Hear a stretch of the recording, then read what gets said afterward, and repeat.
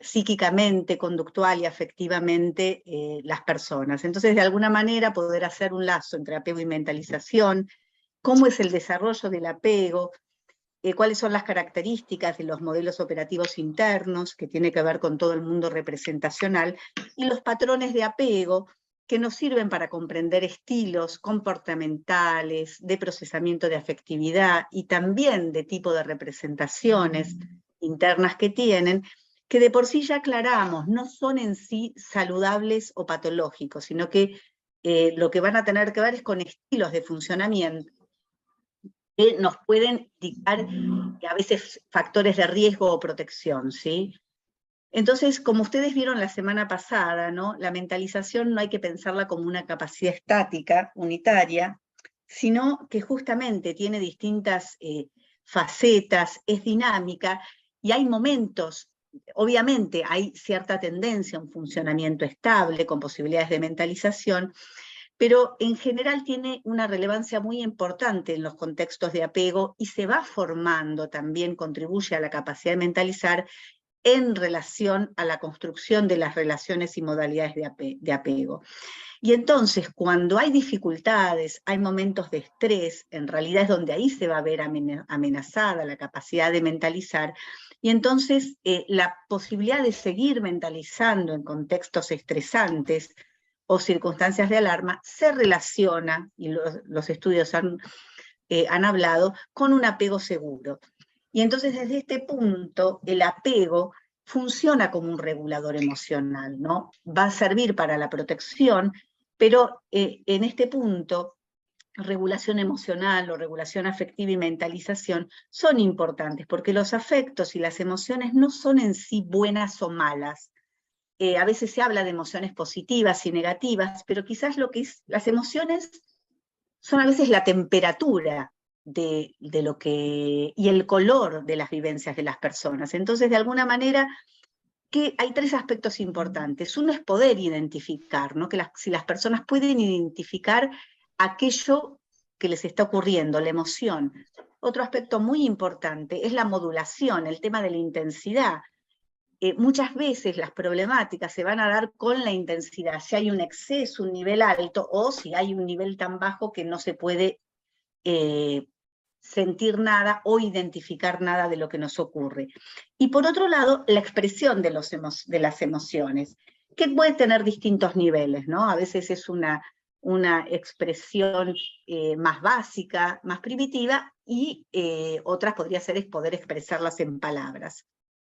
Entonces, para ir avanzando con la teoría del apego, ustedes saben que es un sistema motivacional que se activa ante la necesidad de protección. Es un sistema que también lo encontramos en los mamíferos superiores, ¿no? Y se describe así. Toda conducta por la cual un individuo mantiene o busca proximidad con otra persona de la misma especie o con otro individuo de la misma especie, que es considerado como más fuerte. Es decir, es un sistema que se va a activar ante la alarma, ante el peligro. En los animales tiene que ver con la supervivencia, y entonces la meta va a ser conservar la proximidad o la comunicación con esa figura de apego, que el objetivo va a ser ganar experiencia de seguridad. Y obviamente es un sistema que se activa frente al estrés. Cuando el estrés pasa, se debería desactivar. Entonces, a partir de cómo John Bowlby fue el creador de la teoría del apego y el pionero, y fue formando gente y que fueron desarrollando distintos aspectos, fue el que se interesó en la teoría del apego.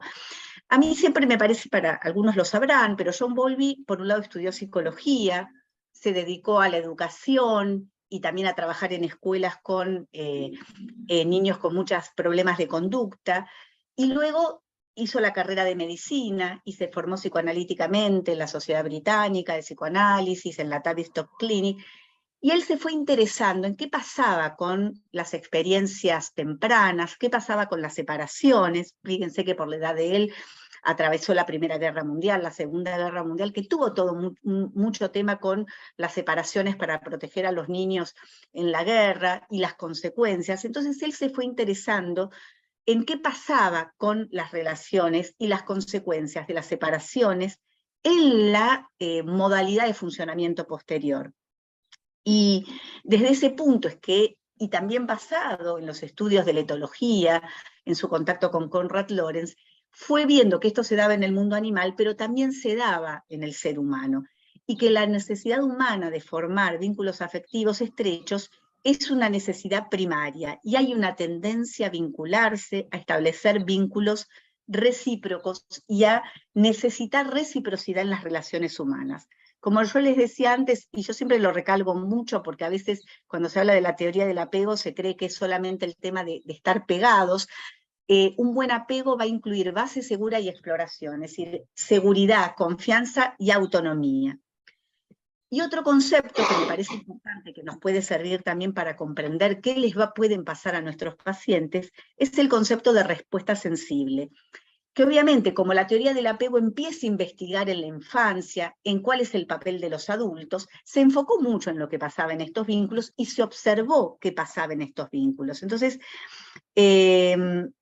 lo que postulan tanto Bowlby como Mary Ainsworth, quien va a ser una discípula y alguien muy importante para el desarrollo y continuidad de la teoría del apego, es este concepto, que es una tarea que tiene el cuidador. Me parece que después es importante porque los adultos tienen que ejercer esa tarea consigo mismo y en las relaciones con los demás, y muchas veces nos puede servir también para pensar el rol del terapeuta, ¿no?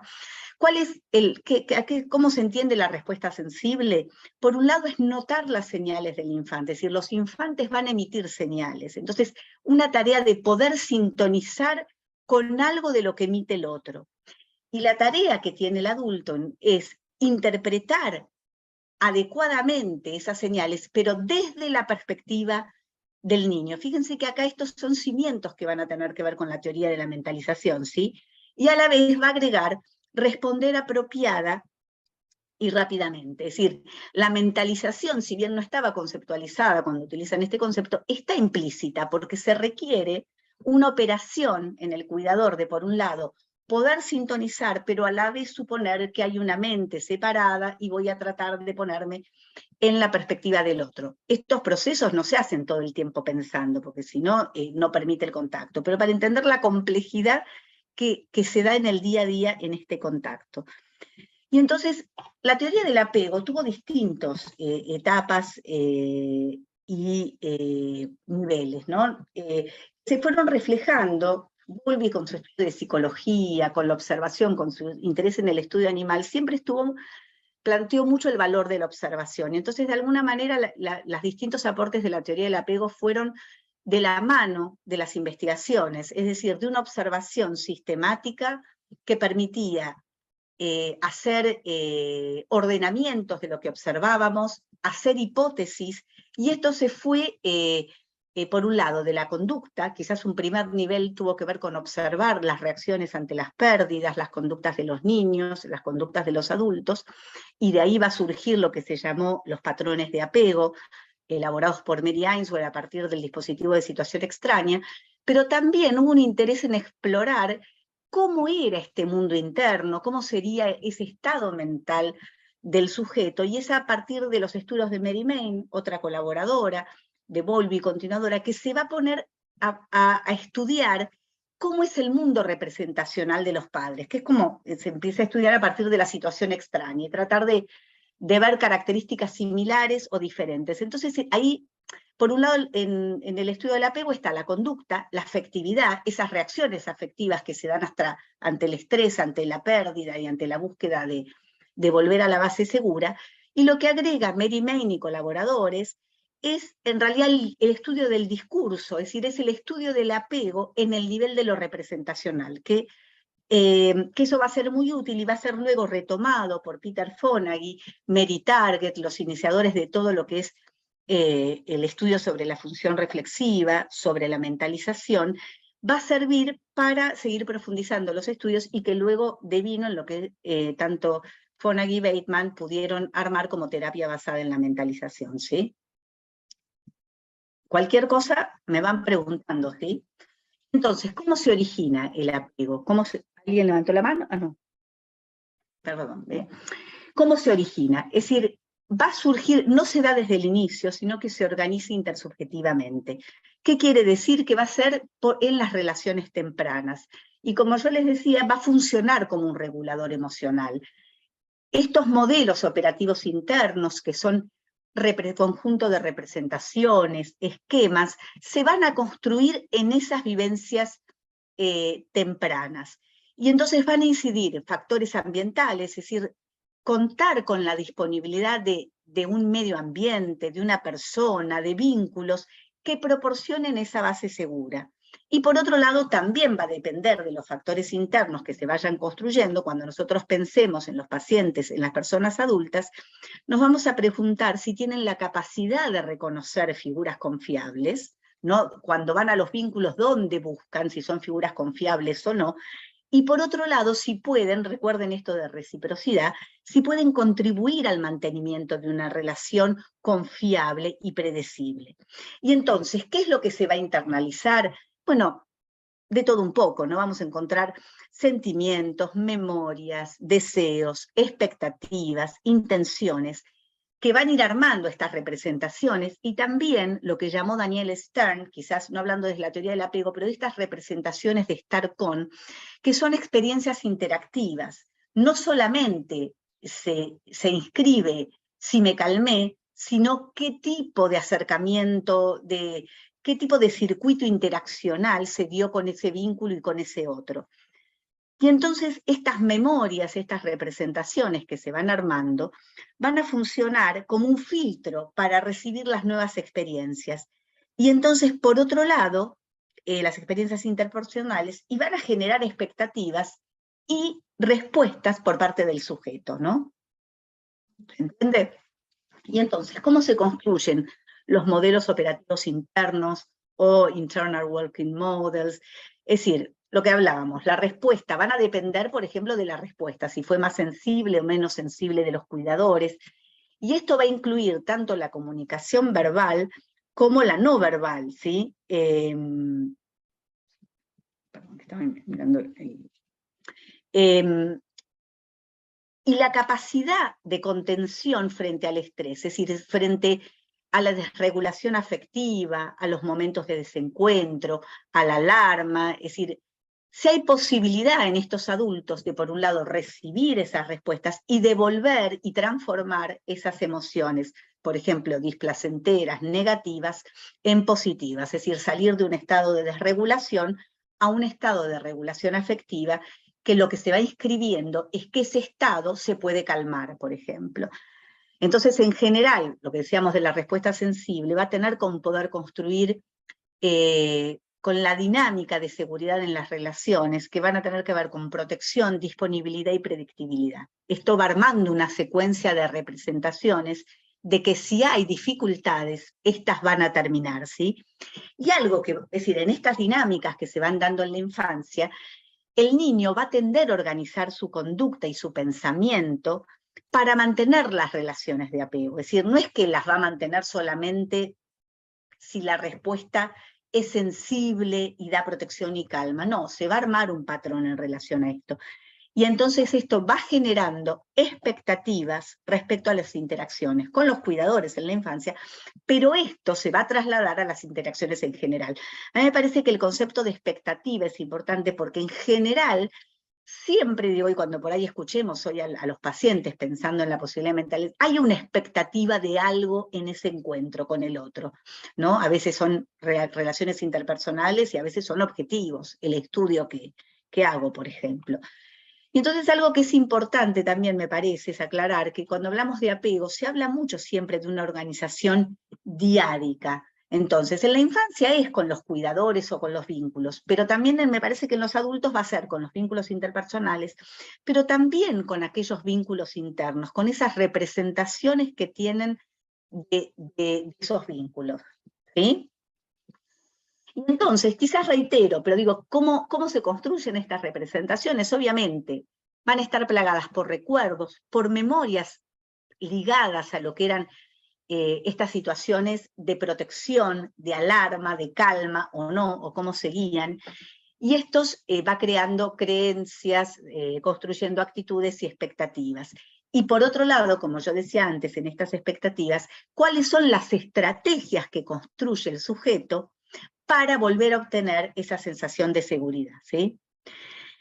Y hay algo que por ahí sirve para pensar y cómo los teóricos del apego van detectando modelos de apego a través del discurso, de las representaciones, que tiene que ver tanto con lo que se llama la memoria semántica y la memoria episódica.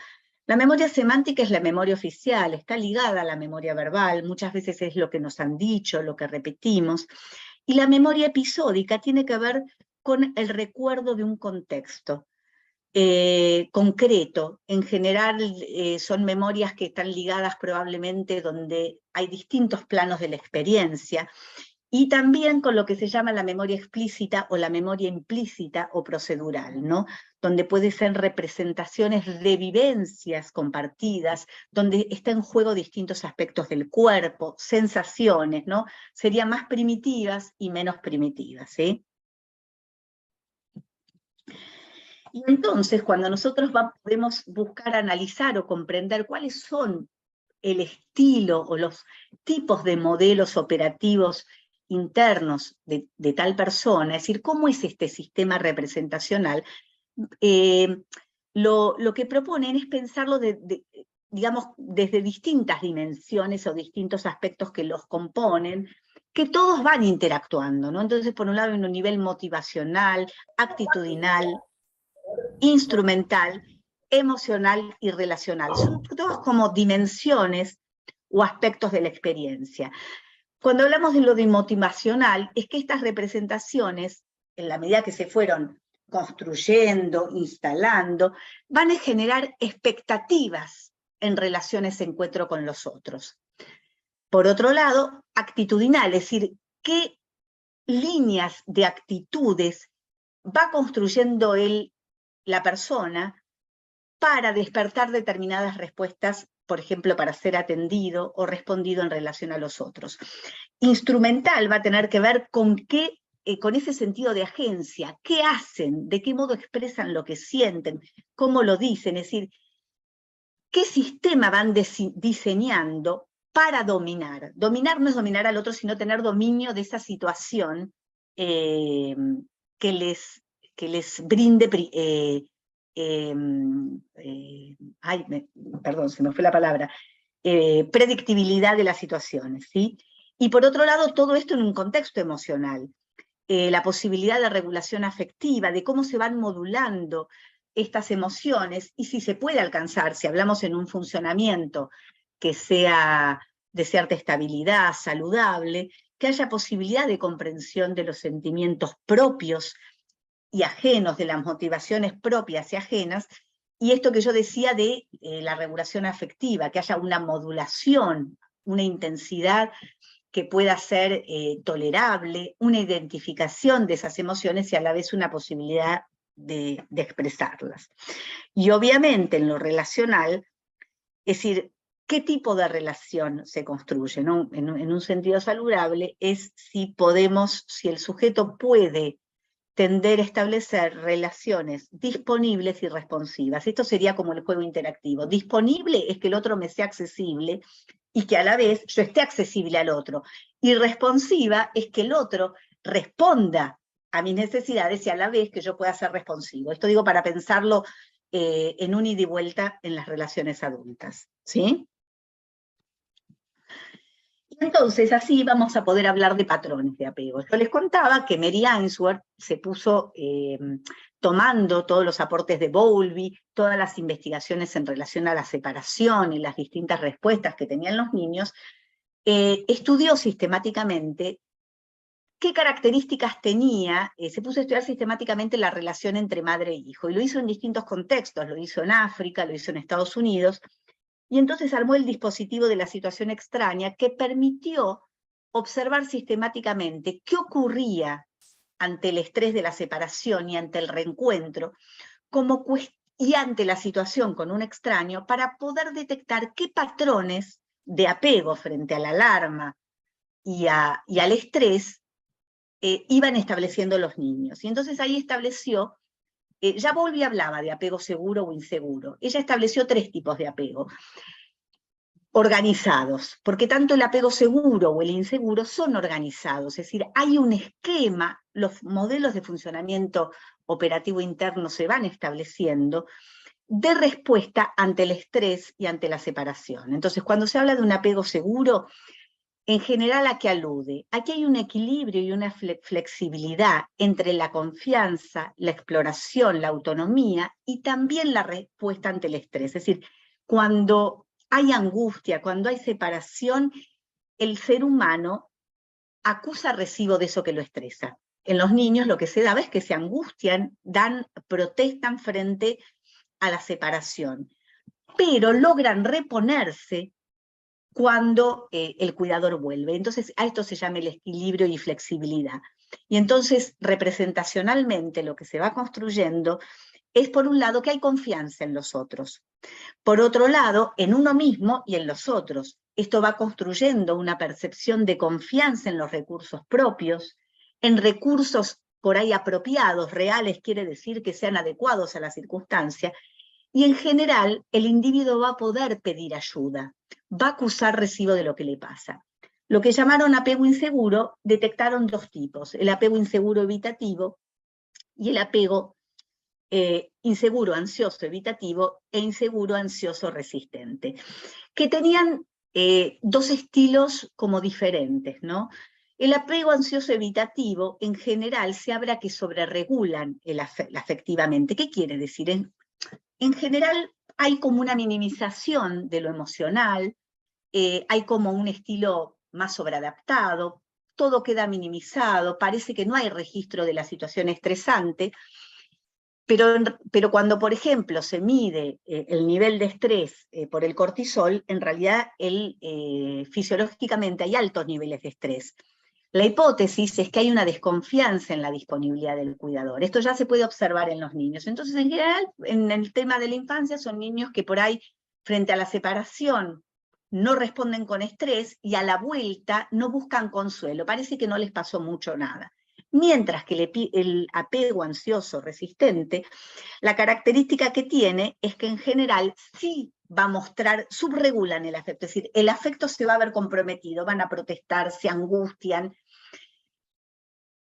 hay como una amplificación de este afecto, pero en general cuesta mucho calmarse, es decir, la respuesta de los cuidadores no calman, entonces quedan, por eso decimos subregulados afectivamente, cuesta sobreponerse, y entonces la hipótesis es que hay cierta desconfianza, y entonces tienden a ser menos dependientes porque la respuesta en general de los cuidadores y de los vínculos ha sido, por momentos respondía y en otros momentos no. Entonces hay más desconfianza y tienden a tener un estilo más vigilante sobre el cuidador, quedan más dependientes, más alertas, exploran menos. Se ve comprometida su posibilidad de independencia. Entonces, para pensar en los adultos, es decir, ¿cómo se daba esto cuando empiezan a indagar cuál es el modelo mental que tienen en relación a sus vínculos de apego? Entonces, lo que estudiaban, como yo les dije antes, se pusieron a estudiar el discurso de los padres en relación a su propia historia y desarrollaron Main y colaboradores lo que es conocido como la entrevista de apego adulta, la AAI con las siglas en inglés, y que construyeron una entrevista semiestructurada. Acá puse algunas de las preguntas, lo que buscan indagar es el estado mental de la persona en relación a sus vínculos de apego. Entonces al adulto se le hacen preguntas en relación a a la historia y a sus vínculos, y yo les voy a destacar dos que por ahí nos van, por un lado, si pueden describir con adjetivos, por ejemplo, le pregunta cómo era la relación con alguno de los padres, si pueden dar adjetivos respecto a aquella relación, y después se les va a preguntar específicamente que piensen en experiencias que aludan a estos adjetivos. Ahí van a buscar ver justamente lo que tiene que ver con la relación entre la memoria semántica y la episódica. Porque lo que se busca no es que el sujeto haya tenido experiencias felices y todas buenas, sino cómo pueden ser las narrativas en relación al estado mental. Si puede, tanto las experiencias positivas como menos positivas, las puede referir, y para esto hay ciertas características que tienen que ver con cualidad, cantidad, relevancia y forma. ¿Qué quiere decir con cualidad? En realidad que la persona pueda hablar de sus experiencias, tanto positivas como negativas, que pueda contarlos, pero también por un lado tener la capacidad de síntesis, pero a la vez hablar de lo que le pasa, que pueda ser relevante, que no se vaya por las ramas, entonces que pueda seguir tomando el tema por el que se lo pregunta, y a la vez que el discurso sea claro y ordenado. Es decir, no es que la persona tenga que ser perfecta, sino que esté esta capacidad de contar, ¿sí? Y a partir de ahí, digo, vamos a describir algunas características de los patrones de apego que nos va a permitir hacer puentes con las posibilidades de mentalizar o no. Entonces, cuando hablamos de un apego seguro, autónomo, que es como se conceptualizó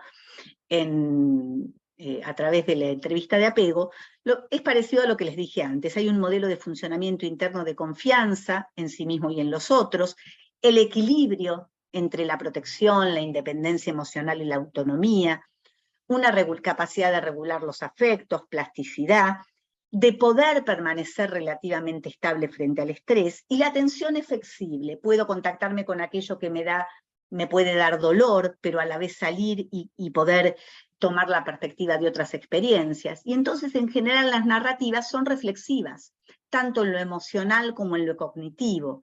Y el discurso es coherente, colaborador, es decir, puede relatar recuerdos de manera consistente, ya sean favorables o desfavorables. Martín, te hago una consultita. Voy avanzando con los estilos y después, si tenemos tiempo, doy un ejemplo, y si no, lo dejamos para más adelante. Medio cortos. Por eso, no vamos cualquier cosa, cuando hagamos los ejercicios, puedo por ahí incluirlo, ¿ok? Vale. Entonces, eso sería, todos podemos quizás imaginarlo con lo que digo. Cuando hablamos de un apego inseguro, evitativo, como están las características que yo les establecía antes, y entonces en general lo que vamos a encontrar es que estas personas tienden a no esperar apoyo y empatía en las relaciones. Entonces tienden a ser más autosuficientes, autoprotectores. Entonces, cuando se les pregunta cómo van a hablar de sus experiencias, en general van a tender a ser cierta distancia afectiva. Entonces quizás pueden, desde lo semántico, pueden decir, tuvo una madre excelente, pero se normaliza, pero cuando se les pide el contexto, que cuenten en detalle, ahí aparecen o dificultades para recordar, o minimizan, o tienden a dar relatos muy sucintos, dando descripciones positivas o normalizantes. Entonces, en este sentido, lo que falta es la cualidad. Entonces, mi mamá era una mamá normal, excelente, siempre nos revisaba la cartuchera, por ejemplo, ¿no? Podría quedar, lo digo en cortito. Mientras, en el caso del apego inseguro, ansioso, resistente, recuerden que lo que decíamos, que acá queda más desregulado, y una subregulación afectiva, tienden a ser más dependientes, a quedar, la forma de organizarse frente al estrés es quedando pegados, sea representacionalmente en su recuerdo o en los vínculos.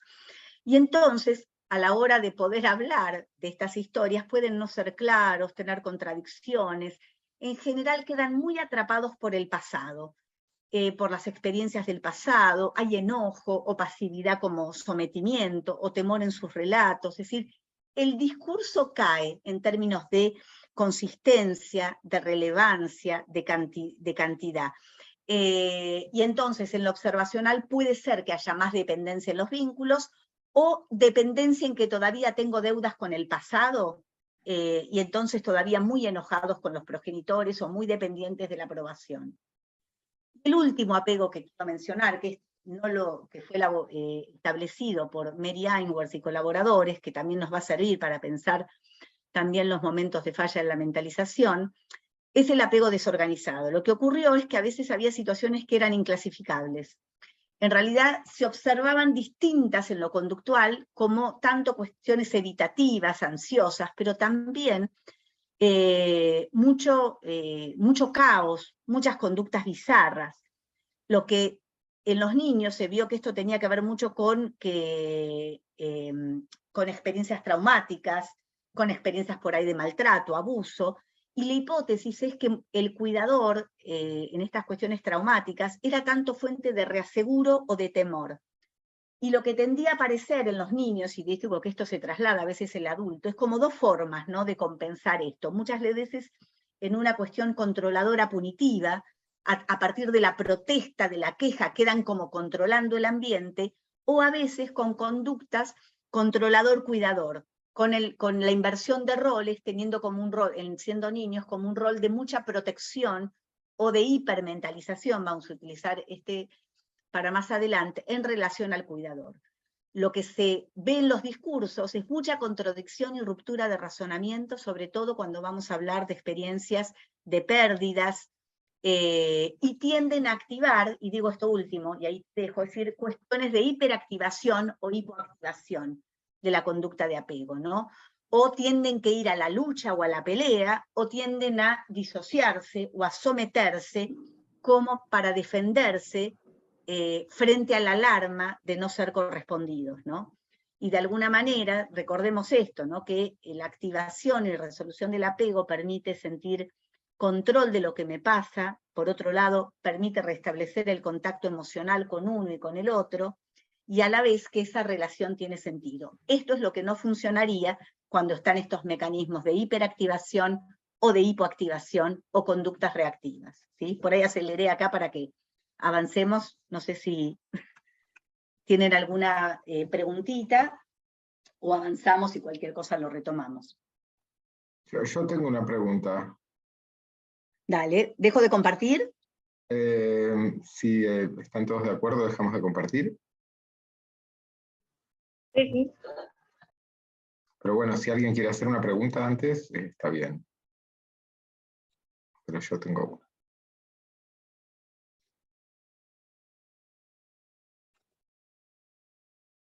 Bien, entonces puedo preguntarte, Pía, ¿hay alguna relación entre un estilo de apego y algún diagnóstico?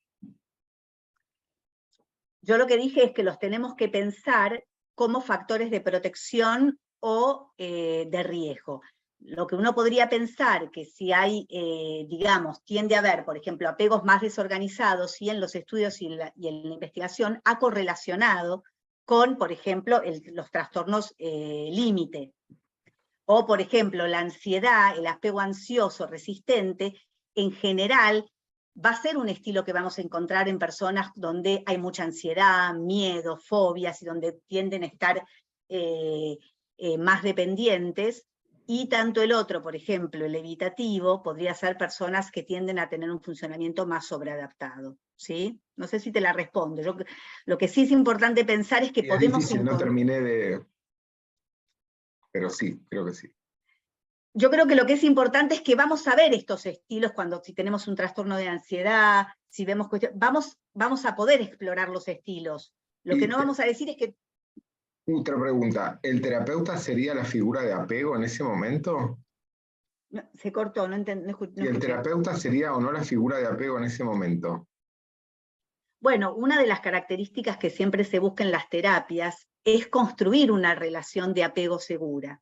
¿Qué quiere decir? Que por un lado permita que se sienta seguridad en el vínculo, para poder explorar lo que le pasa en sus relaciones interpersonales, pero también con sus emociones, y la seguridad permitiría justamente esta exploración tanto interna como externa. Sí. ¿Puedo preguntar también? Sí. Sí, yo tenía la misma duda sobre si el terapeuta pasa a ser la figura de apego dentro de la terapia, digamos, y si en esa relación ese apego se puede modificar o bueno, se puede transformar de un apego a otro. Si es una finalidad esa, digo. Sí, a ver, lo que se dice en general, y esto es importante, que la persona puede desarrollar distintos apegos.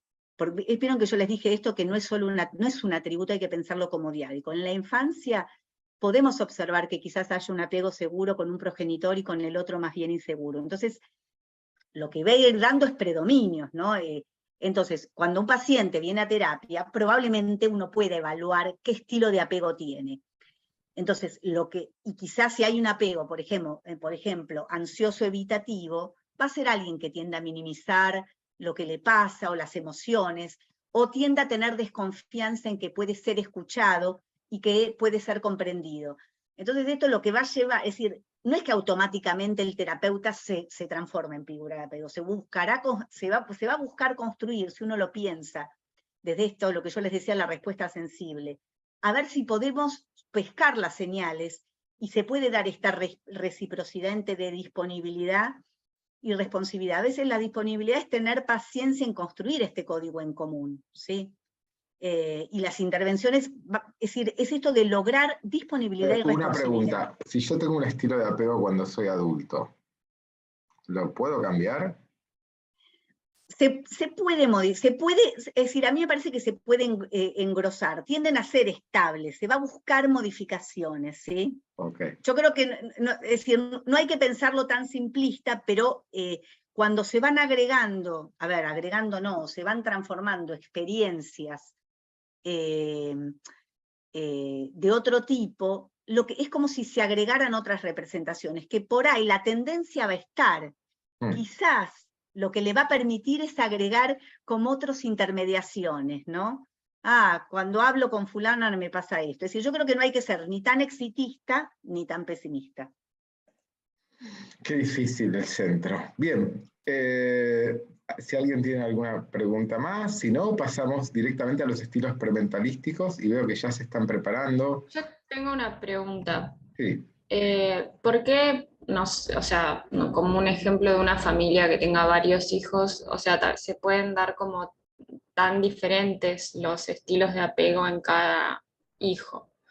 Más allá, bueno, de los vínculos, pero me surge esa duda. Bueno, porque no es en serio. Y hay algo que yo no mencioné, pero que siempre cuando uno estudia la teoría del apego te lo dicen, es que también el apego se transmite intergeneracionalmente y transgeneracionalmente. Entonces, también hay cuestiones que van a ir trasladándose.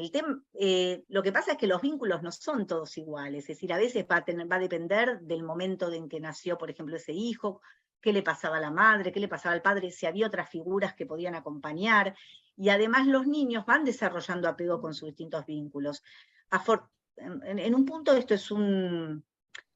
A ver, ¿Puedo ensayar un agregado?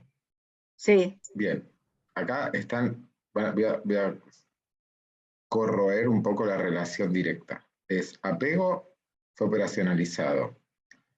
Los dos primeros tipos de apego tienen fuerte evidencia. El último tiene un poquito menos. Después la relación entre cuadros psicopatológicos y un estilo de apego es más fuerte entre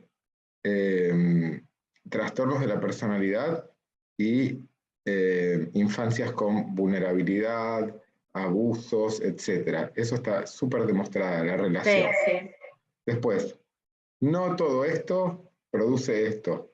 No todo esto es explicable por esto. Si te pones psicoanalítica, te gusta el bebé psicoanalítico. Todo psicoanalista le gusta al bebé. Entonces va atrás. Mamá, papá, ¿qué le pasó? Pupú. Bien. Acá tienen un modelito bueno hasta cierto punto. Una parte. Después, la otra parte, alguien me había preguntado, ¿de dónde corno viene el apego? Si lo tienen todos los mamíferos, ¿de dónde viene? Es hereditario. Y como tal hay rasgos hereditarios. Y acá voy a ponerme algo peor todavía. Para los amantes del ser humano les voy a decir algo horrible. Hay una competencia entre hermanos. Entonces todo cachorro ocupa el espacio del otro.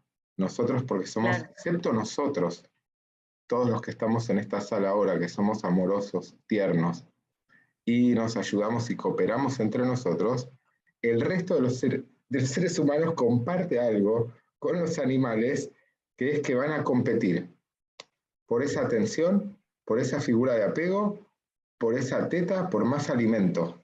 Y eso implica que al otro lo voy a reventar un poco. No nosotros, ¿ok? Queda claro. Nosotros solo somos seres pensantes, cooperativos, no discriminativos. Eso es típico de todos los mamíferos. Es como que vos preguntás por qué un cachorrito es más débil que el otro. Las respuestas típicas son estas. Tuvo una predisposición a ser un poco más chico. Claro. Su genética ya le falló un poquito. el más fuerte se aprovecha de su genética y obtiene una posición mejor dentro del mismo ambiente. Había la misma cantidad de tetas, pero él tomó la que daba más. Y tomó más. Entonces ahí ya tenés el ambiental. Y después tenés el tercero, que es la interacción entre esa genética y eso que tomó lo hace más fuerte. Y ahora, si querés, desde la perspectiva del otro, viene más débil, empieza a sentir que es más débil y finalmente se hace más débil. Y finalmente recibe la agresión del otro.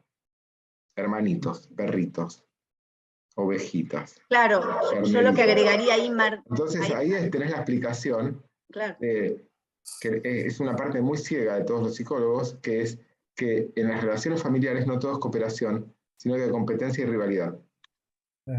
No, totalmente, eso hay que tenerlo en cuenta, cómo lidiar con la hostilidad, porque también ese es el punto, ¿no? Que va a ser muchas veces parte del trabajo. Yo lo que iba a agregar es que esto que vos describís en los animales, que justamente quizás está más por instinto, lo que se agrega, me parece, en los vínculos, es que muchas veces, es decir, en los animales, si hay un cachorro débil, en realidad no se ocupa.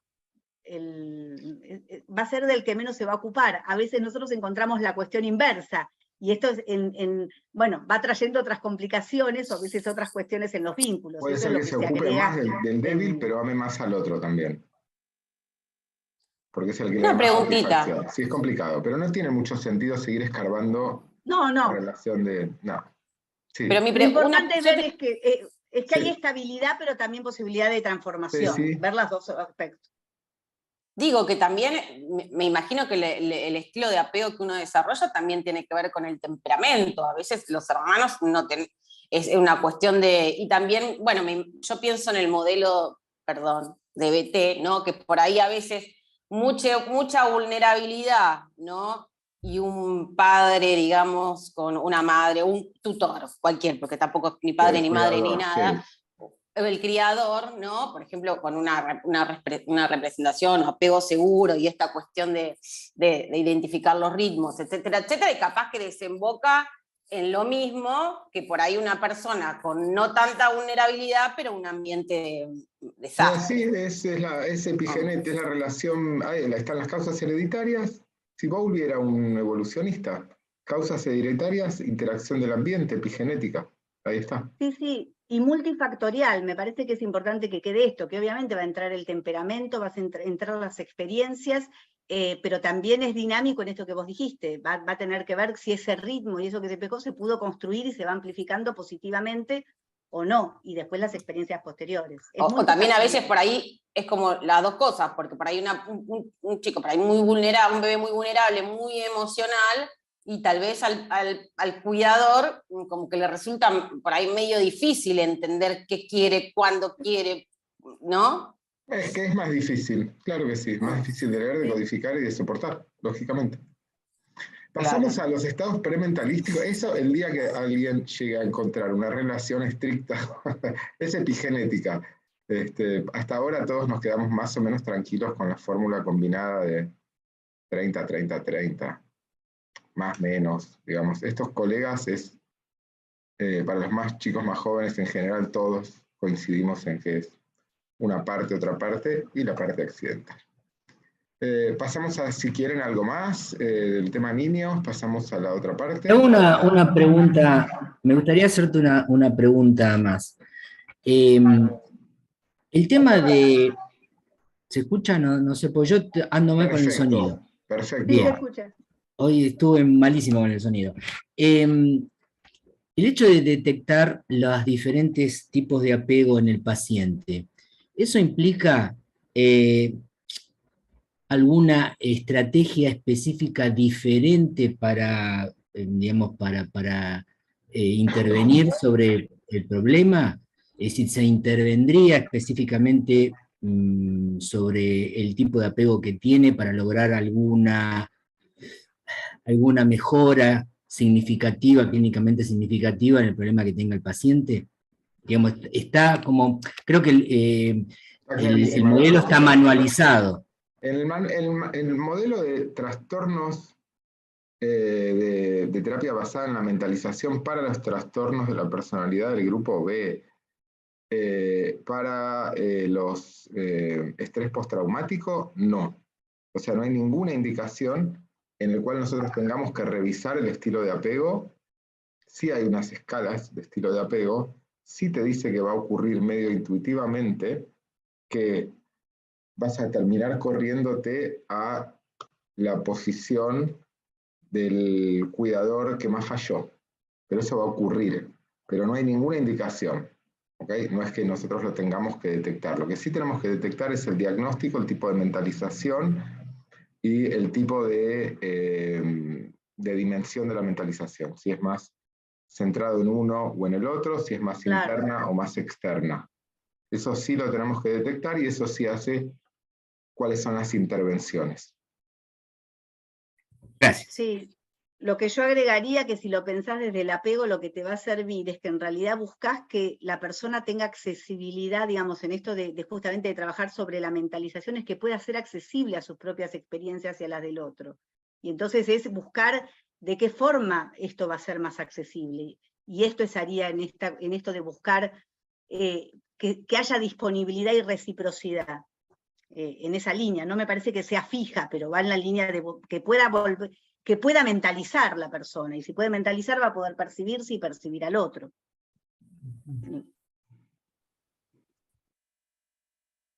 Bien. Tengo una pregunta, Sí. digamos, y eso siempre es en los vínculos actuales, digamos, no en los vínculos primarios, o sea, donde vos trabajás, digo, en la mentalización. Con los vínculos actuales, digo, lo que está sucediendo ¿Eso es para Pía o para mí? para Pía, que recién dijo eso, no sé. No, bueno, cuando estamos hablando de la MBT, se centra justamente en trabajar más cuestiones actuales y cercanas, no apunta a ir al pasado. Cuando se habla de la teoría del apego, ellos van a buscar indagar los modelos operativos internos, del presente y del pasado, por ahí depende. En lo que estamos por ahí enfocándonos de la MBT, justamente una de las características es que busca no ir tan lejos, es que justamente sea predecible y se pueda cambiar más ir transformando en lo actual. ¿No, Martín? Es así, ¿no? Exactamente así, exactamente así.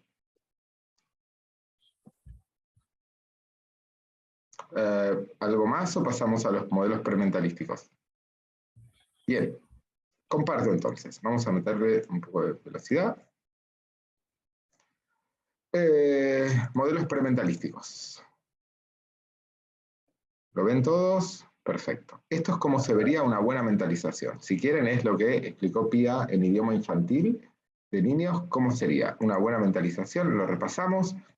Reconocimiento de la opacidad. ¿De qué? De los estados emocionales, de las motivaciones psicológicas, de los pensamientos de los demás, incluso de los de uno mismo. A ver cómo me siento, etc. La ausencia de panonia, que es en un lugar cerca de Italia. Eso es ausencia de paranoia. Es decir, perdón, pues lo voy a arreglar.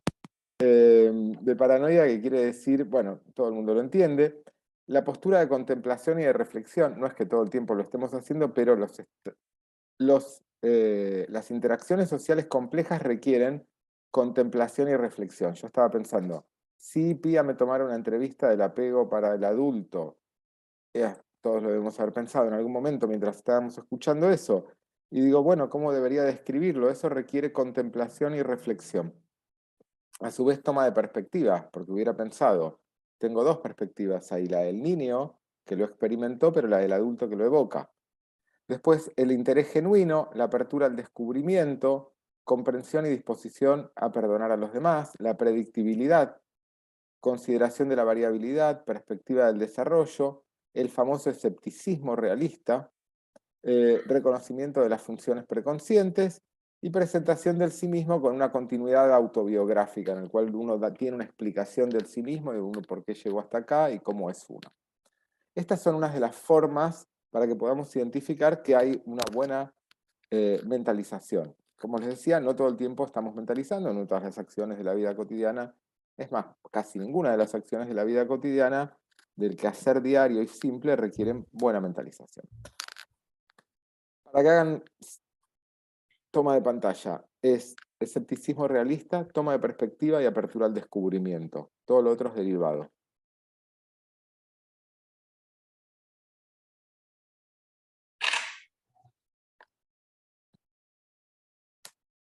Bien, el primer modelo lo llaman equivalencia psíquica. Voy a tirar definiciones y después algunas explicaciones.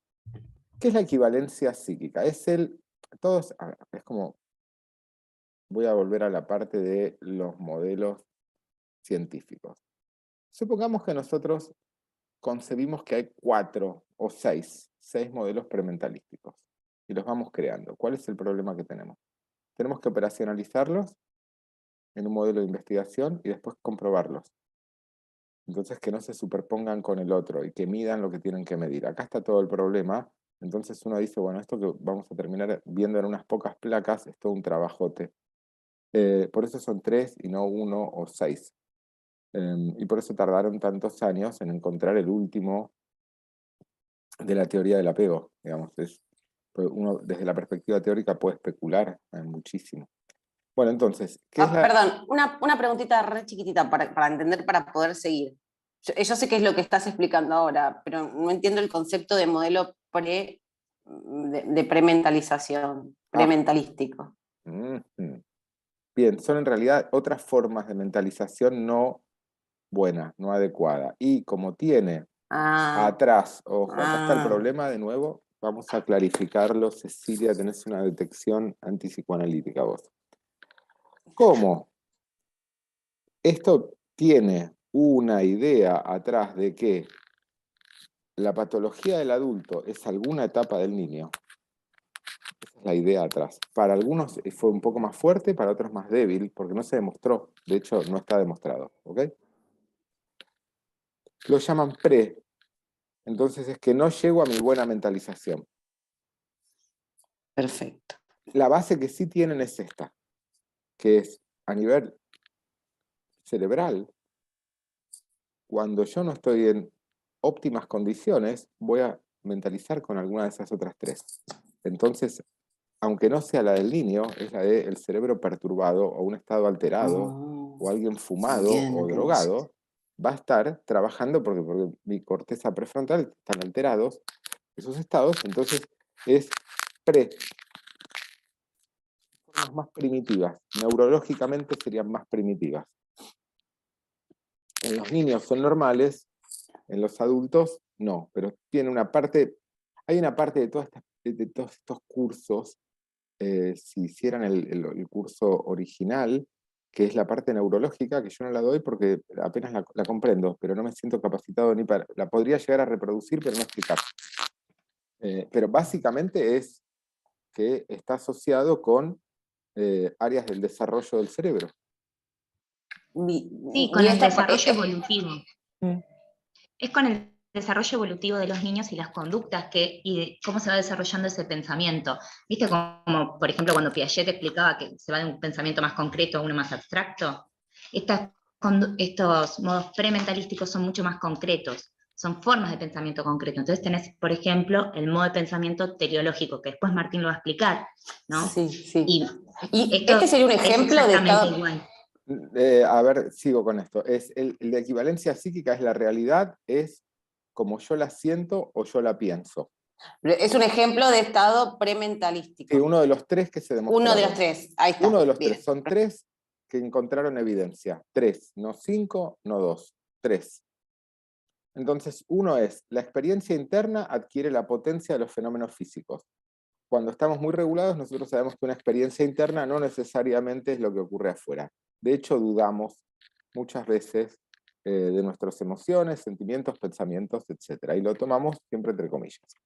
En la narrativa, ¿qué es lo que dicen? Lo van a encontrar en descripciones concretas, pobres de eventos sin consideración de las motivaciones psicológicas. Por ejemplo, me van a preguntar, Ceci, ¿me haces una pregunta, por favor?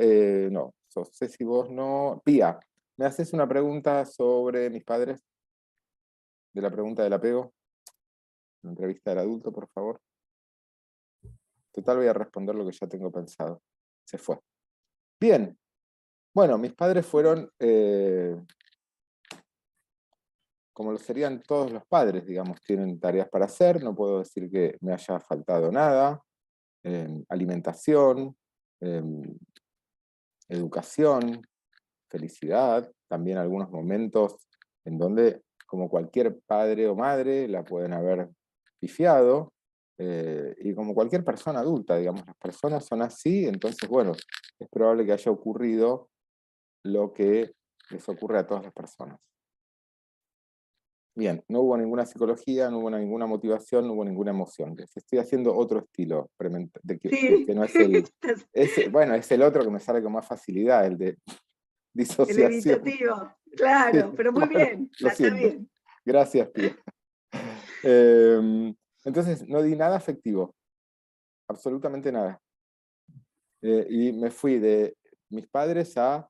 es como que hubiera hablado del municipio, de la política, del club, y de cosas abstractas. ¿Mm?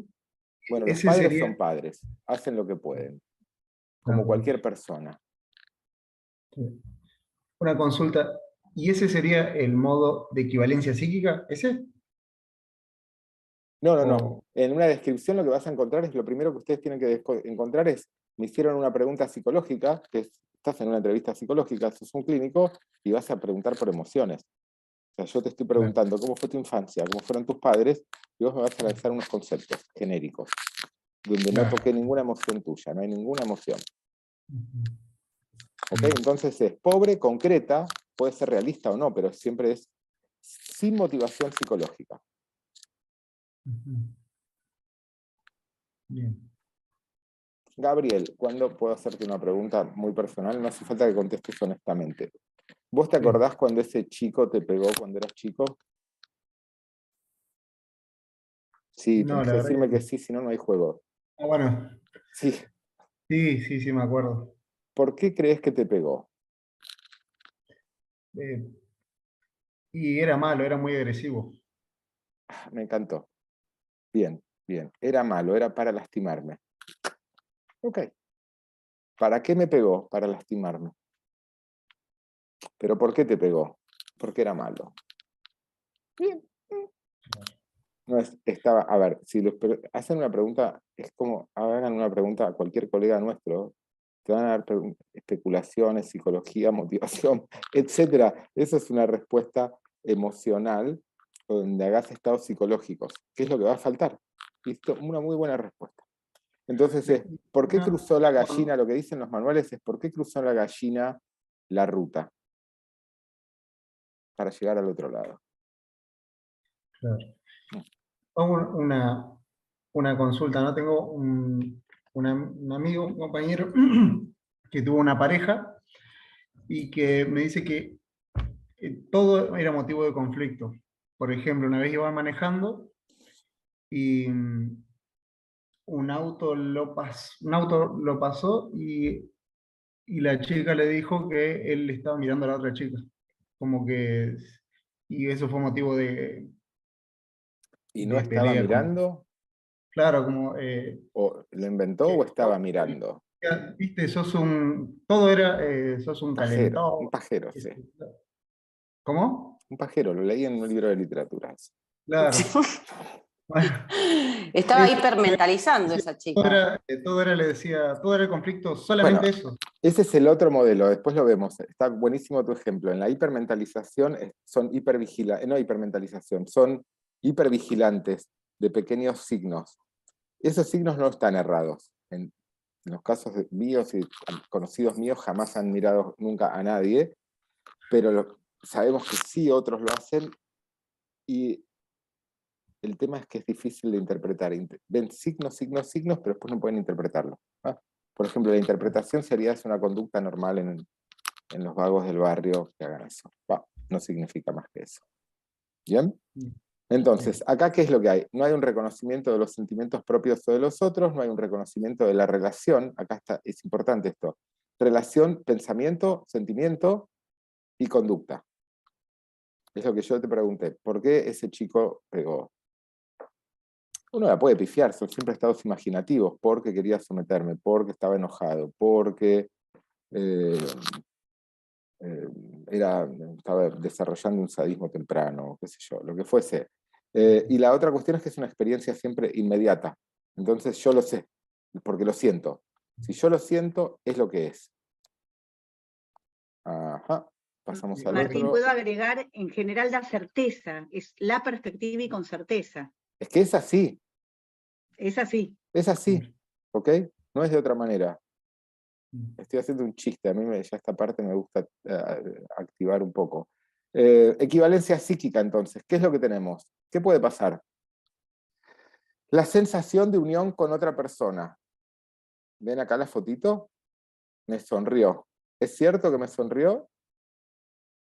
Sí. Gabriel, gracias Gabriel, sabía que no me ibas a fallar, porque si me fallabas, yo había sentido recién que nos entendíamos perfectamente. Pero si ahora me llegabas a fallar, yo nunca lo hubiera perdonado, hubiera sido como una traición para mí. ¿De acuerdo? Entiendo. No me falles. Bueno, entonces, ¿qué tenemos? Sensación de unión con la otra persona. ¿A partir de qué? De unos signos. Entonces ¿estás sonriendo? Sí. Incluso es muy perceptivo. Y lo que pueden encontrar es que a veces, acá lo que hay es un diálogo, entonces debe ser más complicado, no encontré una foto de una mirada nada más. Pero puede ser, en casos más graves, solamente con unas miradas, con unas sonrisas. Entonces, eso inmediatamente adquiere certeza. Es la certeza de mi experiencia emocional. A veces con un solo sentido. Acá es complejo porque hay interacciones, diálogo. En el segundo momento, ¿qué es lo que pasa? Lo más probable es que haya una gran decepción, porque quien siente una sensación de tremenda unión con la otra persona, hay una gran decepción. Esto generalmente siempre es en el terreno de relaciones interpersonales, terrenos amorosos. Y después lo que hay entonces, ¿qué es? Una gran decepción y una emoción que no se puede contener. Bien, pasamos a dentro del mismo. Una pregunta, ¿puede ser también ese me miró mal? Es que yo me di cuenta que me miraste mal. O miraste a otro, que es lo que le pasó al amigo de Gabriel. Yo te vi hablando con otro. O vi que lo mirabas. Sí, es inmediato. Se adquiere como... Pero lo que pasa es que el otro también va a caer. Como está basado en una pobre mentalización, esto también va a caer, no se va a sostener. Es una certeza sensorial. Es lo que yo siento es... ¿Desde dónde viene esta idea? De que no pueden experimentar sus miedos, agravios, expectativas y otras atribuciones con carga afectiva como infundadas, aun cuando parezcan improbables. Eso quiere decir, es improbable eso, que sea con simplemente una mirada, pero no lo pueden soportar como una emoción, entonces se transforma en realidad. No es solamente una emoción y algo me pasa a mí. Otro tema complicadito es el sentido del tiempo.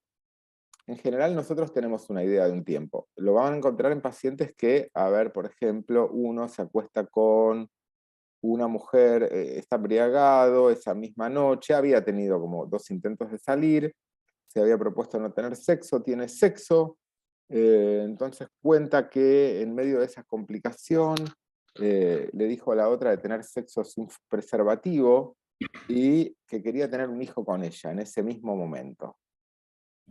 A ver, ¿qué le dijo la otra? Clínicos. No me digan los experimentados, por favor. Sí, absténete. ¿Qué le dijo? ¿Qué le dijeron? ¿Qué le dijo la mujer a este hombre que se sintió tan enamorado en ese momento, tan feliz y que quería tener sexo sin preservativo? Que no. Empatice, Ángela, empatice. Vamos, entra en el mundo de la locura. Vamos, Ángela. Y por supuesto que sí. Si le pasaba lo mismo, claro. Obvio, si les pasa lo mismo. Y lo tuvieron. Por supuesto. También al día siguiente no se hablaron más. Y el otro no sabe por qué, si es por su conducta. Entonces algo debo haber hecho, pero no se le ocurre qué. Yo sé que estaba en pedo, pero tampoco sé si le pegué, si no hice algo. Yo me acuerdo que le decía de un hijo, de tener un hijo. Y vi los forros ahí tirados. O sea que, pero quizás usé uno de ella o no usé ninguno. Creo que no usé ninguno, me acuerdo. Entonces ahí, ¿cuál sería la opción? Entonces, fíjense esto, uno tira una alternativa mentalizadora. Si a la otra persona, pero esta es re complicada, por eso me la rechazó, ¿ok? Pero lo hice para chequearlo nada más.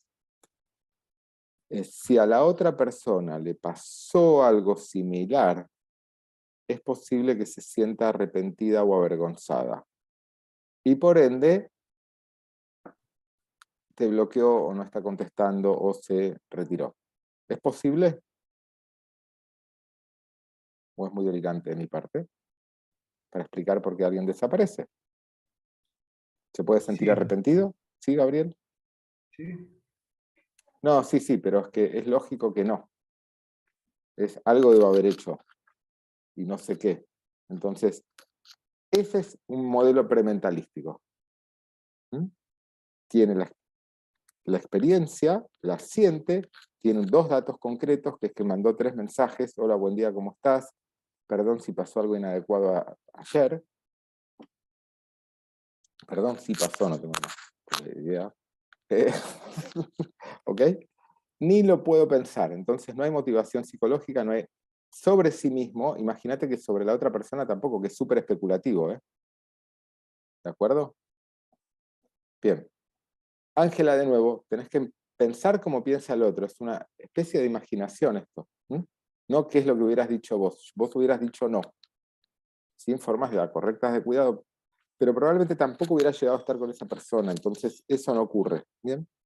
Pero en estas personas tan pasionales, porque la forma común que tienen es que son muy pasionales, ¿sí? Se encuentran. Bien, sigamos con este momento. ¿Qué es lo que tenemos entonces? El siguiente momento, son hiperreactivos a la vergüenza. ¿Mm? Entonces, esto se lo anotan en su cabeza. Hay una gran parte de todos estos tratamientos es que a nosotros nos llegan con las escenas consumadas. El día después, 2 días después, 3 días después, llamados. ¿Cómo se siente la persona? Empaticé. Vergüenza. Avergonzadísimo. Perfecto. ¿Te puedo hacer una pregunta, Gabriel? Sí. ¿Quién quiere ser mi terapeuta? Yo. Ceci, vos, Gabriel, vamos, dale. Gabriel, creo que la cagué, pero no lo sé. Para mí lo arruiné otra vez. Para mí, soy un pelotudo. Creo que lo arruiné. Me llamaron y me dijeron que me fui, tenía onda con la dueña. Me dijo que me fui sin pagar. Había vómito, también estaban los forros. No me contesta, yo creo que la cagué. Era una oportunidad única esta en mi vida. Soy un pelotudo, hago todo mal, caigo de nuevo. Agregarle un tono emocional que no me está saliendo ahora, porque como son muchos ustedes, pero sería: ¡la puta madre! ¡La cagué de nuevo! ¿Por qué No lo pensás puedo creer. ¿Por qué pensás que la cagaste? Te estoy diciendo. No me contesta. Me puse en pedo. 2 más 2 es 4. La cagué, la cagué, la cagué. ¿O no la cagué? ¿Qué me vas a decir que no? Me llaman del lugar, me dicen que no pagué. Entre risas le causó gracia a otra, porque dice que yo le dije a otra, te garcharía toda la vida. Mientras estaba con una, le decía, las otras se reían. Ajá. La recagué, debo haber hecho el payaso otra vez.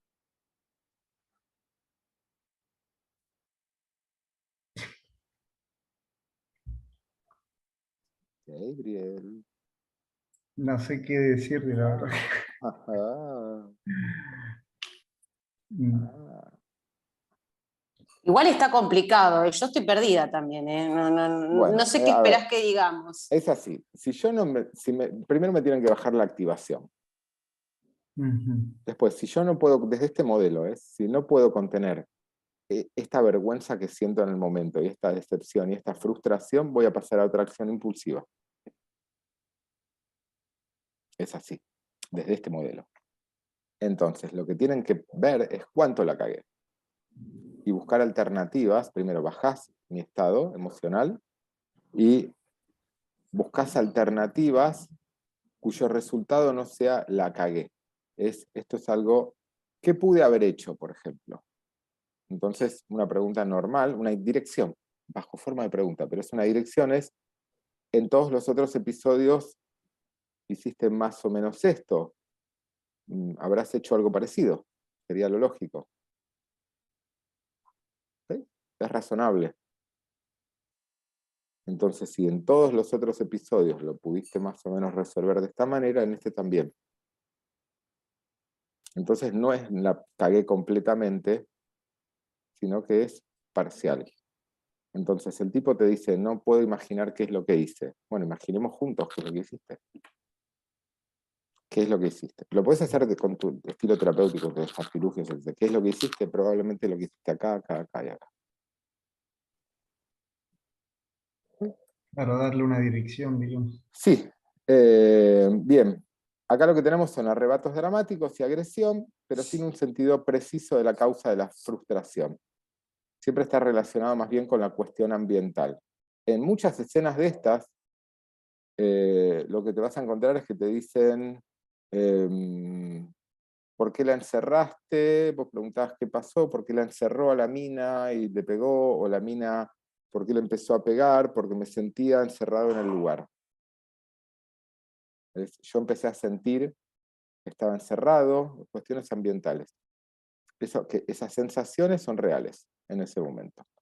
Y acá siempre lo que se hace cuando se baja todo eso y se vuelve a tratar la escena es ver qué es lo que pasó unos minutos antes, en los momentos antes, que sería cuando perdió el equilibrio desde esta perspectiva, cuando le falló el sistema de apego.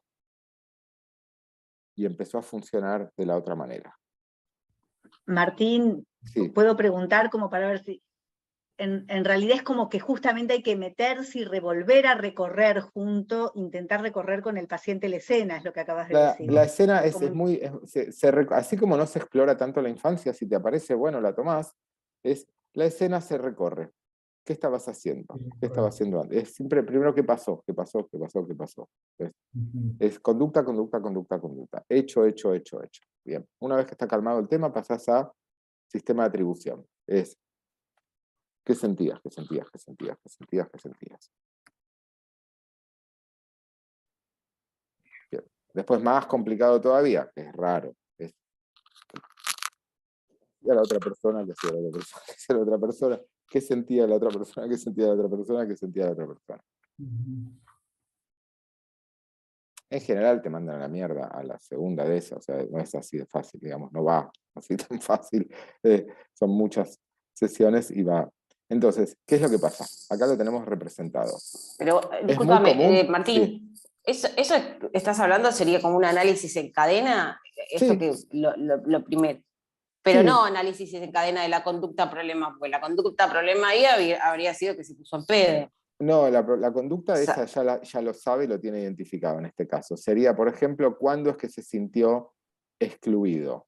¿Cuándo es que se sintió menos? La base de este modelo es, se siente excluido, se siente menos, le falla el sistema de apego, esa teta, ese cuidador, ese mamut, no sé qué, el elefante, lo que sea mi cuidador, frágil, a mí no me da bola, me desprecia, porque yo soy despreciable, bla, bla, bla, y es cuando me sentí menos y tuve que hacerme más. Acá lo tenés, siento que se ríen de mí, se estresan.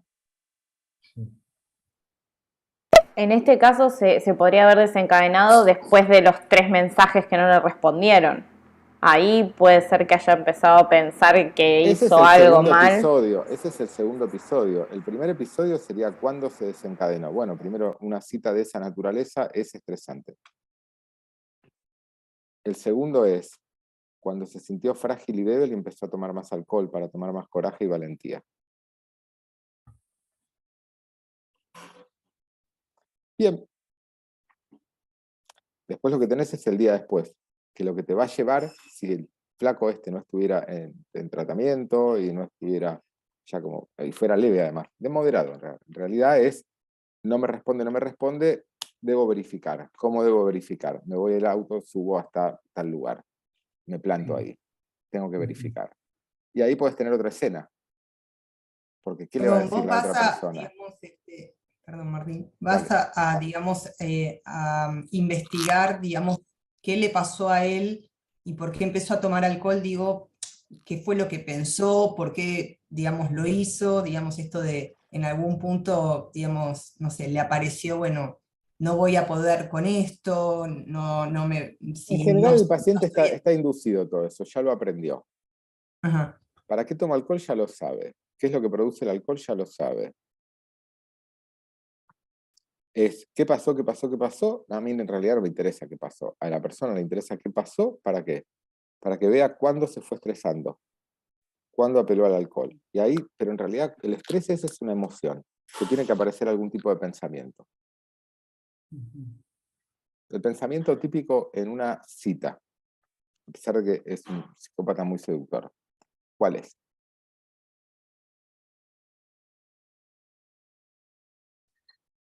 ¿Típico en qué? Perdón. En una cita, unas personas normales, pensaban, no sé, adolescentes, si le voy a jóvenes. gustar, si, no sé. ¿Y la idea cuál sería de alguien más frágil? Están ahí en las fotos, que no voy a gustar, que se van a reír de mí. Seguro que no me gusta, claro. Claro, seguro que no gusto. Seguro que no gusto, los otros son mejores que yo, los otros son más felices que yo, se desenvuelven mejor que yo, etc. Ambiente invalidante.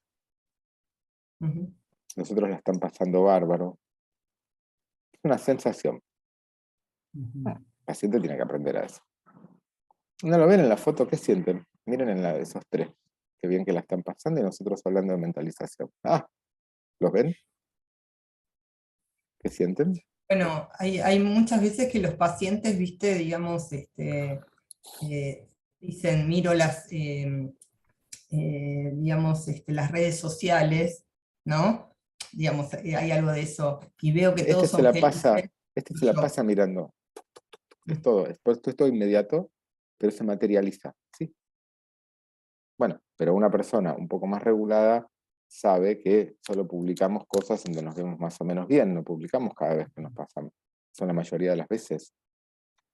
De las demás personas, no de nosotros, por supuesto. Pero sí, personas reguladas lo sabemos.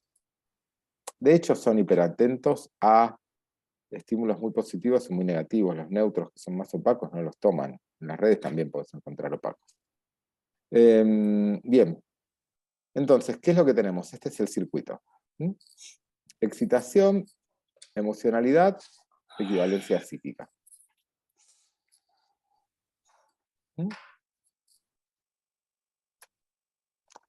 Pasamos al segundo modo, creo que nos dan unos minutos más. Modelo teleológico.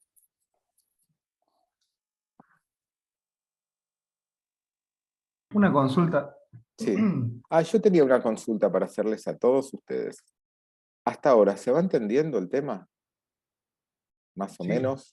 Sí. Perdón, no. A ver, yo estoy un poco que no entendí. El ejemplo tuyo que diste, este ejemplo que Gabriel fue tu terapeuta, a mí ahí me desconcerté. No sé si a alguien le pasa lo mismo, pero no me termina de quedar claro qué deberíamos explorar ahí. ¿En la escena que hice? Sí. Sí, creo que estaría bueno, aunque sea un pequeño modelado, no sé, algo. Para la próxima, como hoy no tenemos intervenciones, en realidad las intervenciones van en la 3 y la 4, hoy es solamente para ilustrar los modelos, la intervención esta se llama detenete y mirá. Es nada más que eso. Stop and look. Es reducir la excitación y mirar. Si eso funciona es detenete, mirar, rebobinar. No hay más que eso. Es como apelar a una descripción. Es una descripción. Primero lo que vas a encontrar es, si siguen el estado prementalístico de equivalencia psíquica, vas a encontrar una descripción concreta llena de certezas. Y ahí empieza una negociación con el terapeuta. Yo ofrezco una perspectiva distinta. Podría llegar a ser que, es muy difícil esta, podría llegar a ser que la otra persona estuviese también arrepentida. Y muy delicada, ¿no? Porque en un estado así si con la certeza del paciente introducir esas alternativas puede resultarles quizás un poco chocante. En general todo les resulta un poco chocante, no te preocupes, uno prueba, se va probando. Ah, claro, Son sí. escenas, es muy normal, digamos. Está el hiper. Estas escenas son muy normales dentro de una terapia de estas. Por No, ahí no hay es que algo son- importante. no es Hay una, algo, una cirugía neurológica que tocaste un botón mal y algo sale mal. De hecho, cuando tocas uno que está bien, tampoco hay grandes cambios, sino que es un aprendizaje.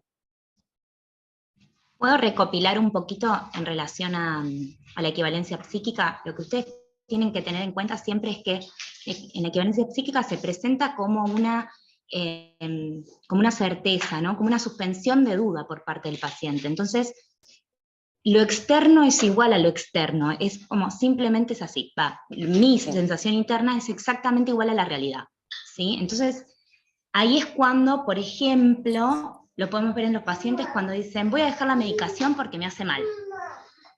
Que esto se presenta un montón en la clínica. Y generalmente a uno como terapeuta le provoca ese deseo de refutar, ¿no? De decir, pará, pongamos una duda sobre esta generalización de este paciente. Las intervenciones, como decía Martín, lo que se busca es hacer una validación empática que ya lo van a ver, o sea, por ahí nos estamos adelantando un poco, pero ya lo van a ver, ¿sí? Y poder introducir algo de curiosidad para diversificar el tema, vinculado siempre. No es ir al choque, ¿sí? Sino poder introducir esa curiosidad, esa diversidad con el tema vinculado, para después ir abriéndolo. Pero si uno va de entrada a discutir o a presentar un desafío cognitivo sobre la generalización de ese paciente, generalmente termines en una discusión con tu paciente y no llegues a ningún lado, porque no vas a poder, como decía Martín, bajarlo o que vuelva a la calma. ¿Sí? Y agrego otra cosa, Natalia, por ahí que dijo. Puedo agregar otra cosa que se vio en el ejemplo que hizo Martín, que en realidad tratar de calmarlo rápidamente al paciente.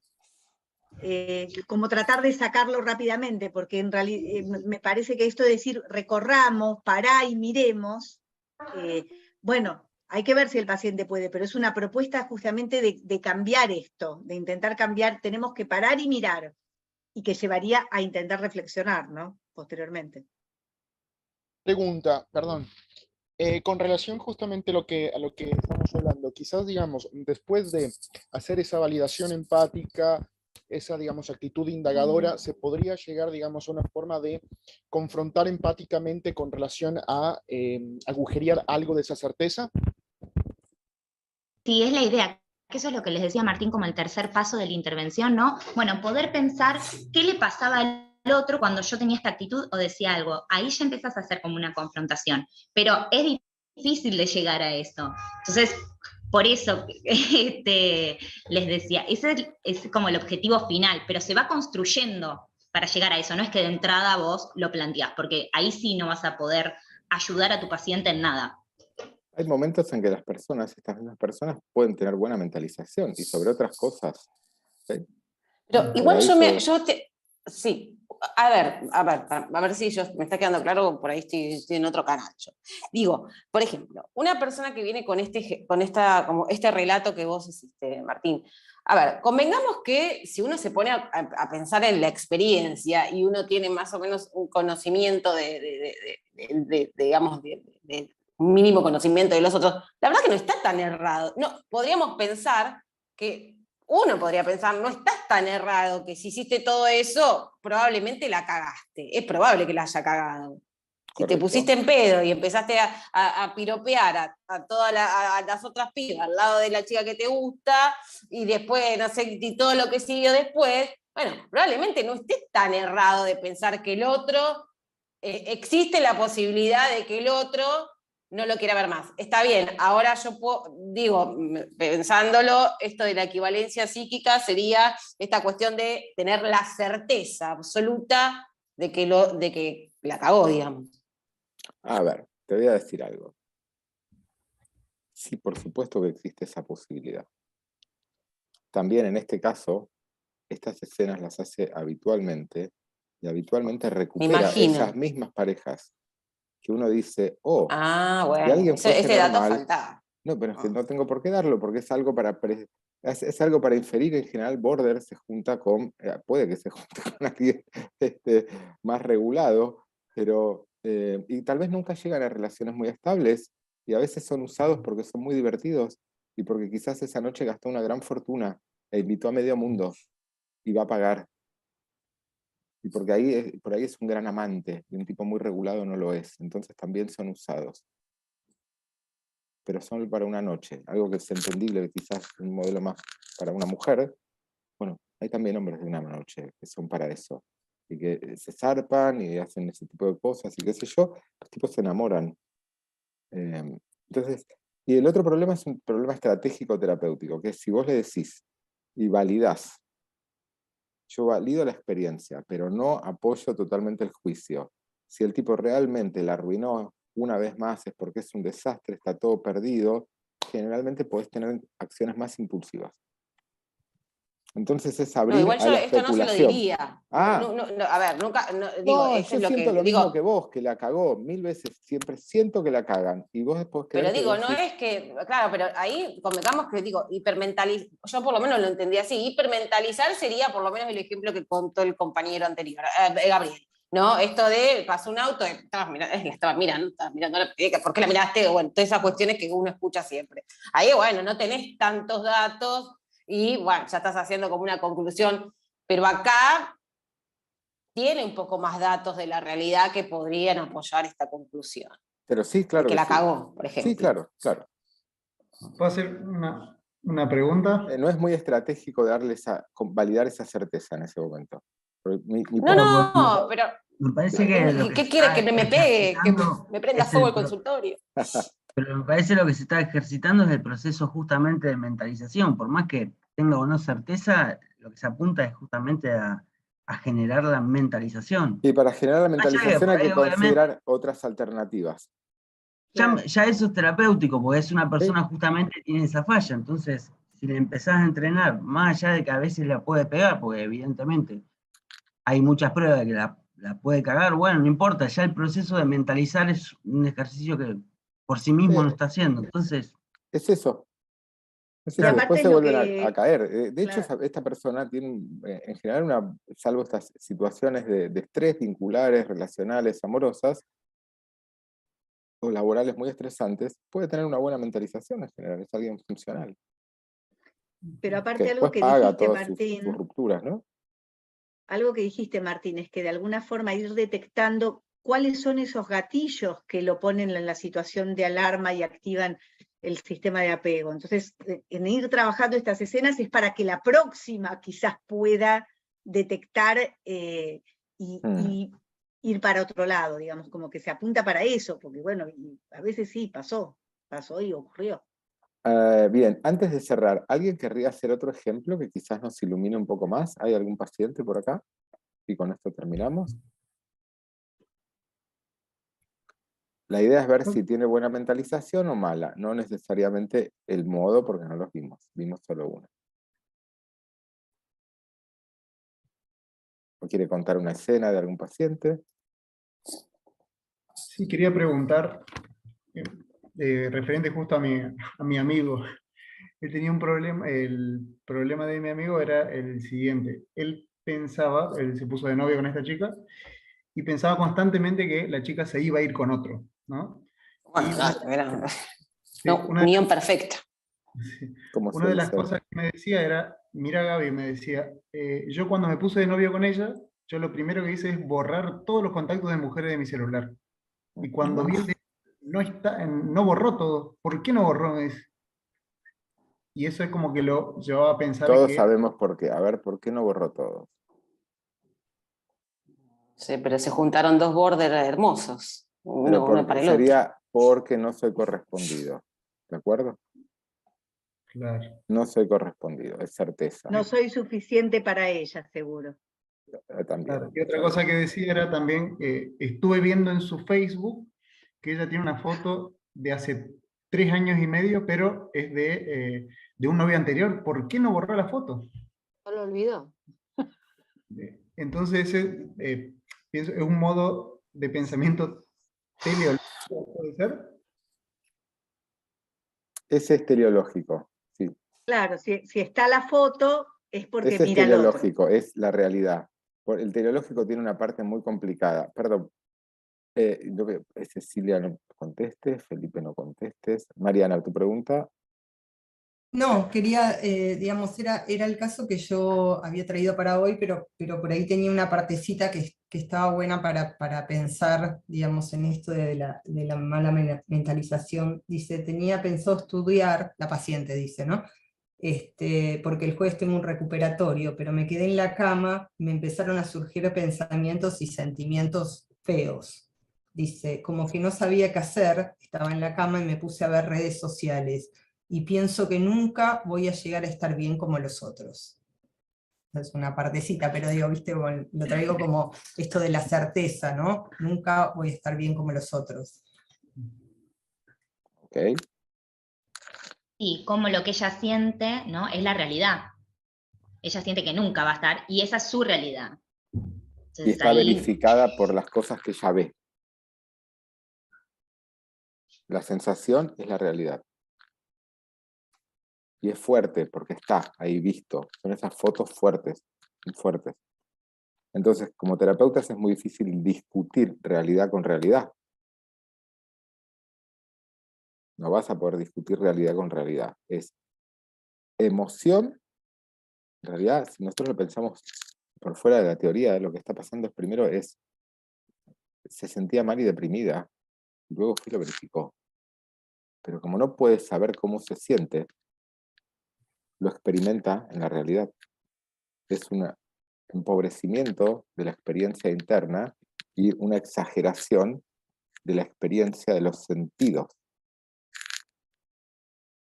Sí, además también está esto de, a ver si coincidimos, de ir a buscar a donde sabés que te va a corroborar tu experiencia, porque como vos decís, si yo me voy a fijar en Instagram y voy a decir, todos son más felices que yo, porque todos se sacan fotos sonriendo, hay, pero muy poca gente se saca fotos llorando. Bueno, eso vos ves mucha gente que se saque fotos llorando, pero la mayoría en un viaje con toda la familia, ¿qué crees? Se van a sacar fotos discutiendo. Pero también es cierto que si yo sintiera la maldad del mundo, también vería en redes sociales la cantidad de caballos maltratados que hay, la cantidad de perritos abandonados, perritos violados, escenas que ocurrieron en plazas, y esos también están, ¿no? Entonces yo también lo voy a encontrar, porque ese sentimiento está en mí.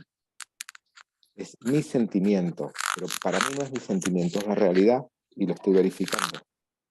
Como yo no puedo conocer ese sentimiento, lo veo afuera. Los acabo de meter la parte complicada, que es dimensión de la mentalización, baja la dimensión interna de la mentalización y hago una mentalización empobrecida. Entonces sobrecargo en el mundo afuera.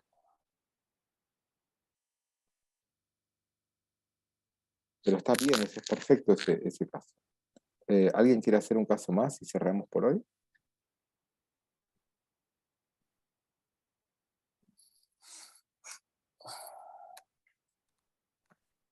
Bien, no nos queda nada de tiempo, pero quiero un minuto, que el modelo teleológico, aunque sea, hagan screenshot.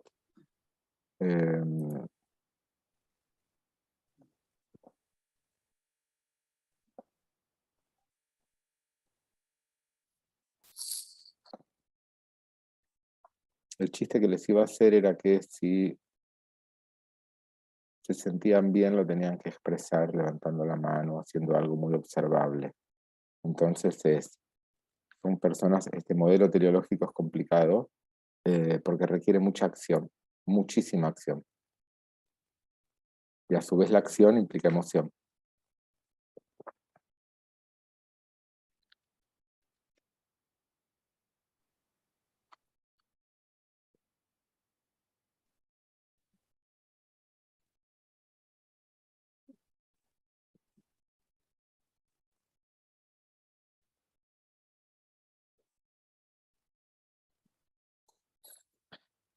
Bien.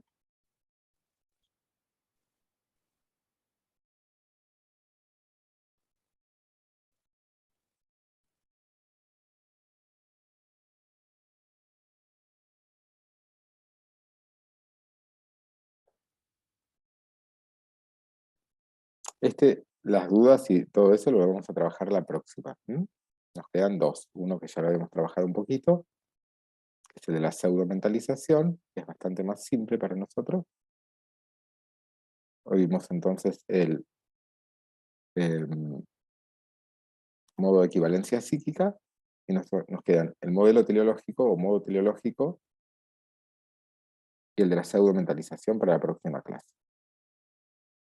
Bien, Pía, muchísimas gracias por tus aportes de hoy. Gracias a todos por su participación. Nos vemos la próxima entonces. Martín, perdón, te hago una pregunta. Hasta la próxima. Ah, ¿se escucha? Se escucha. Ah, no sé. Ah, perdón, se me cortó la luz y me perdí la mitad de la clase. ¿Habrá posibilidad de acceder a la clase grabada? Sí, la grabo y la subo. Bueno, muchas gracias.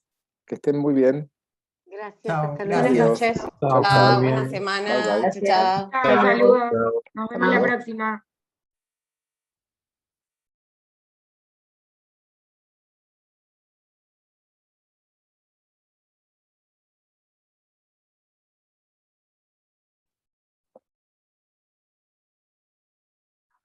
Gracias, Pía. Dale, bueno, nos vemos. Nos vemos. Dale. Bye, bye. Hasta el Adiós. jueves. Chao.